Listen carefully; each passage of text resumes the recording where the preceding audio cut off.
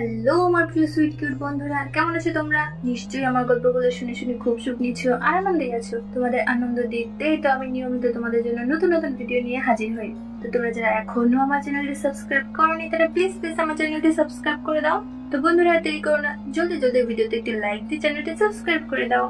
অমিত এক মধ্যবিত্ত পরিবারের সাধারণ ছেলে। পড়াশোনায় খুব ভালো। ছোট থেকে সে অর্থনৈতিক অভাব দেখে বড় হয়েছে। ছোটবেলা থেকেই ভেবে নিয়েছিল পরিবারের অর্থনৈতিক অবস্থা ভালো করতে খুব তাড়াতাড়ি তাকে একটি জব পেতেই হবে। তাই ছোট থেকেই পড়াশোনা খুব ভালো করার চেষ্টা করত। স্বাভাবিকভাবেই সে তাড়াতাড়ি স্কুলের চাকরি জুটিয়ে নেয়। অবশ্যই তার জন্য তাকে দিন রাত কঠোর পরিশ্রম করে পড়াশোনা করতে হয়েছে। পাড়ার অবশ্য অনেকেই তাদের উপর হিংসা করে ওর তাড়াতাড়ি চাকরি পাওয়ায়। আসলে সফলতা দেখে অনেকেই নিজের হিংসায় সহ্য করতে পারে না, কিন্তু সফলতার পেছনে কঠোর পরিশ্রম কেউ দেখে না, কেউ ভাবে না। এটাই বর্তমান সমাজ বৈশিষ্ট্য। অমিত চাকরি পেয়ে বেশ খুশি, কিন্তু সে এমন একটি স্কুলে চাকরি পেল যার দূরত্ব বাড়ি থেকে অনেক দূরে হওয়ায় তাকে সেখানে রুম ভাড়া নিয়ে থাকতে হতো। যদিও প্রতি মাসে পরিবারের সঙ্গে দেখা করতে আসে, অমিত প্রায় 6 মাস শিক্ষকতা করার পর সিদ্ধান্ত নিল সে টিউশন পড়াবে, কারণ স্কুলের সময় বাদ দিয়ে বাকি সময় তার বোরিং লাগতো। সপ্তাহখানেক পর একজনকে সকালে পড়ানো শুরু করলো। প্রতি সপ্তাহে 3 দিন করে পড়ায়। সকালের টাইম তার ভালোই কাটতে শুরু করলো। এমনই চলছিল অমিতের সাধারণ জীবন। টিউশন শুরু করার পর প্রায় 1 মাস পর অমিতের স্মার্টফোনে একটি কল আসে এবং একটি সুন্দর কণ্ঠ ভেসে এলো। হ্যালো, অমিত স্যার বলছেন? হ্যাঁ, আপনি কি বলছেন? আপনি আমাকে চিনবেন না, আমি সুমনা। আপনি যে এলাকা থেকে সকালে টিউশন পড়াতেছেন আমি ওই এলাকাতেই থাকি। হ্যাঁ বলুন, কি দরকার?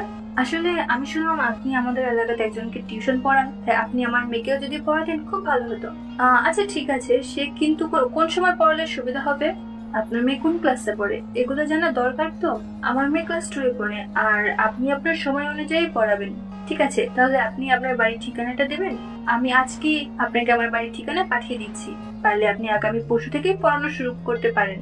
ঠিক আছে, আমি আগামী পরশু থেকে পড়ানো শুরু করব। আমি কিন্তু সন্ধ্যায় পড়াতে যাব। আপনাদের কোনো সমস্যা নেই তো?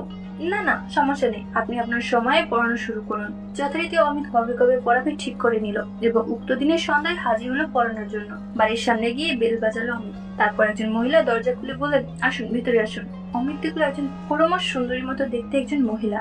শরীরের গঠন খুবই নিপুণ, যেন ভগবান যত্ন করে বানিয়েছেন। যে কেউ দেখলে বলবে যোগ ব্যায়াম করে বোধ হয়। অমিত তো সবকিছু লক্ষ্য করে থ হয়ে গেল, যেন স্বর্গ থেকে পরি নেমে এসেছে। অমিত মহিলার বয়স অনুমান করার চেষ্টা করলো। 30 থেকে 35 মধ্যে হবে। অমিত এমনিতেই ভালো ছেলে, কিন্তু এমন একটি সুন্দরী মহিলাকে দেখে স্থির হতে পারলো না। অমিতের ওটা অন্যরকম হতে শুরু করলো। অমিত বলল, নমস্কার। মহিলাটি বলল, নমস্কার, আমি সুমনা। আমি আপনাকে ফোন করেছিলাম আমার মেয়েকে পড়ানোর জন্য। তারপর মেয়েকে ডাক দিল, রাইসা রাইসা এদিকে আয়, তোর নতুন শিক্ষক এসেছে, তোকে আজ থেকে পড়াবে। এরই মধ্যে একজন বয়স্ক লোক ও একজন বয়স্ক মহিলা এলেন। সঙ্গে সঙ্গে সুমনা বলল, ইনি হলেন আমার শ্বশুর আর ইনি আমার শাশুড়ি। অমিতের সঙ্গে তারাও নমস্কার করলো। কিছু সময় পর রাইসা বেরিয়ে এলো। তাকে তার মা সুমনা দেবী শিক্ষকের সঙ্গে পরিচয় করিয়ে দিয়ে বলল, স্যারকে রুমে নিয়ে যা, ওখানে উনি তোকে পড়াবেন। সঙ্গে সঙ্গে অমিত বলল, কেন? এই বারান্দায় তো ভালো জায়গা, এখানে পড়লে কি সমস্যা? তখন সুমনা বলল, না না, আপনি রুমেই পড়েন, এখানে কি হলে বসতে দেওয়া হয়। সেক্ষেত্রে সুমনার শ্বশুর শাশুড়ির সমর্থন জানালো। তারপর অমিত রাইসাকে পড়ানো শুরু করে দিল। পড়ানোর পর প্রায় আধা ঘন্টার পর সুমনার রুমে গিয়ে বলল, আপনার জন্য চা করেছি, এখানে খাবেন না বাইরে টেবিলে বসবেন? অমিত একটু ইতস্তত করে বলল, ঠিক আছে, আপনি টেবিলে রাখুন, আমি আসছি। সুমনা টেবিলে চা রেখে ওখানে বসে থাকলো। কিছুক্ষণ পর ডাক দিল, কি হলো, চাটা খেয়ে নিন, ঠান্ডা হয়ে যাবে তো। অমিত বাইরে এলো, চেয়ারে বসে চায়ের কাপ হাতে নিয়ে খেতে শুরু করলো। আর অমিতের চোখ চলে গেল সুমনার দৃশ্য ওই দুটোতে। অমিতের মনে হচ্ছে এখন একটু ছুঁয়ে দিই, এমন মনে মনে ভাবলো অমিত। সুমনা শাড়ি পরেছে, ফলে সবকিছু যেন অমিতকে আকর্ষণ করে তুলছে। সুমনা লক্ষ্য করলো অমিত চাটা যেন খেতে চাইছে না, জোর করে খাচ্ছে। তাই অমিতকে জিজ্ঞাসা করলো, চা কি ভালো হয়নি? না না, আসলে আমি চা খুব একটা পছন্দ করি না, তবু আপনি বললেন যে তাই খেয়ে নিচ্ছি। খারাপ লাগছে তো? তবু আপনি বললেন খেয়ে নিচ্ছি, না খেলে খারাপ লাগলো তাই। ও, আপনি বললেই পারতেন, আমি জানি না তাই চা করে ফেলেছি, কি করব বলুন? আচ্ছা বলুন আপনি কি পছন্দ করেন, তাহলে পরের দিন সেরকম কিছু করব। না না, কিছু করতে হবে না, আমি তো মাত্র 2 ঘন্টা পড়াবো, তাই কিছু খাবো না। যদি কোনোদিন খেতে পাই আমি বলবো আপনাকে। না না, তা বললে হয় নাকি? লোক জানলে কি বলবে? ওদের বাড়িতে পড়াতে যাই, কিছু খেতেই দেয় না। না না, ওটা নিয়ে ভাববেন না, আমি সত্যি কোথাও পড়াতে গেলে খাই না। আর তাছাড়া আপনি লোকের কথা শুনে কি জীবন চলে? আর তাছাড়া আপনি লোকের কথা শুনে চলে জীবন ঠিকভাবে চালাতে পারবেন না। লোকে অনেক কিছু বলবে, সবকিছু নিয়ে ভাবলে হয় না। শেষ বাক্যটি সুমনার মনে দাগ কেটে দিল। মনে মনে সুমনা ভাবলো, সত্যি তো, লোকে অনেক কিছুই বলে, সব শুনলে জীবন কঠিন হয়ে যায়। আচ্ছা ঠিক আছে, যখন খাওয়ার ইচ্ছা বলবে তখন আপনি ব্যবস্থা করে দেবো। আবার পড়াতে গেলাম। অমিত পড়ানো প্রায় শেষের দিকে, এমন সময় সুমনা এসে বলল, আপনি একটু দাঁড়াবেন, পড়ানোর ব্যাপারে কথা বলবো। অমিত কথা মতো পড়ানো শেষে চেয়ারে বসে অপেক্ষা করতে লাগলো। কিছু সময় পরে সুমনা এসে বলল, হ্যাঁ বলুন, আপনার মাসে মাইনে কত টাকা দিতে হবে? অমিত বলল, দেখুন আমি টাকার জন্য পড়ানো শুরু করছি এমন নয়, আমার অবসর সময় নষ্ট না করে যদি কাউকে কিছু শেখাতে পারি তাই পড়ানো শুরু করেছি। সুমনা বুঝতে পেরেছে এই ছেলে একটু লাজুক স্বভাবের, তাই টাকা নিয়ে কথা বলতে চায় না। তাই বলল, ঠিক আছে, আপনি আমাদের পাড়ায় একজনকে পড়াতে যা টাকা নেন আমি আপনাকে তাই দেবো। অমিত বলল, ঠিক আছে, তাহলে আজ আমি আসি। সুমনার সঙ্গে সঙ্গে বলল, আর কবে কবে পড়াতে আসবেন বললেন না তো? অমিত বলল, ও সরি, আমি সপ্তাহে 3 দিন পড়াবো, মঙ্গল, বৃহস্পতি আর শনিবার। সেদিন বাড়িতে এসে অমিত সুমনার কথা কল্পনা করতে করতে শুরু করলো। প্রতি মুহূর্তে তার চোখের সামনে সুমনার সাদা ফর্সা দৃশ্য ভেসে উঠত। অমিত বিলম্ব না করে বাথরুমে গিয়ে সুমনাকে কল্পনা করে নিজেকে শান্ত করলো। তারপর অমিত সপ্তাহে 3 দিন করে পড়ানো শুরু করে দিল।